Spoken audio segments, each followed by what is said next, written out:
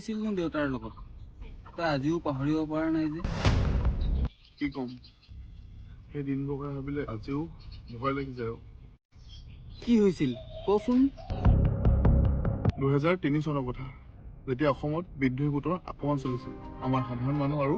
নিৰাপত্তা বাহিনীৰ ওপৰত আৰু তেতিয়া চৰকাৰে একো কৰিব পৰা নাছিল হয় সেইটো সময়ত সন্ত্ৰাসবাদীৰ প্ৰকোপটো বেছি আছিল কিয়নো সেই সময়ত চৰকাৰ বহুত বেছি দুৰ্বল আছিল অৰ্থনৈতিক সাংস্কৃতিকভাৱেও পিছ পৰি আছিল সেই সময়ত গড় হত্যা হৈছিল গড় চিকাৰীয়ে হত্যা কৰি সৰ্ব কাটি নিছিল লগতে নিবনুৱা সমস্যাটো আছিলেই তাৰোপৰি অবৈধ অনুপ্ৰৱেশ আৰু সীমান্ত বিবাদ অধিক জটিল হৈ পৰিছিল ৰাষ্ট্ৰীয় পৰ্যায়ত অসমৰ নামেই নোহোৱা হৈ গৈছিল অসমৰ বহু ঠাইত বোমা বিস্ফোৰণ হৈছিল বহুত লোকৰ মৃত্যু হৈছিল আৰু সেই এটা বিস্ফোৰণতে মই মোৰ দেউতাক হেৰুৱালোঁ আৰু সেই দিনবোৰ মই কেতিয়াও পাহৰিব নোৱাৰোঁ সঁচাকৈ বহুত ভয়ংকৰ আছিলে দিনবোৰ শুনিলেই ভয় লাগি যায় হয় সেই দিনবোৰ ময়ে নহয় সমগ্ৰ অসমে মনত ৰাখিছে সেইবোৰ দিন অসমে কেতিয়াও পাহৰিব নালাগে আৰু কেতিয়াও পাহৰিব নোৱাৰে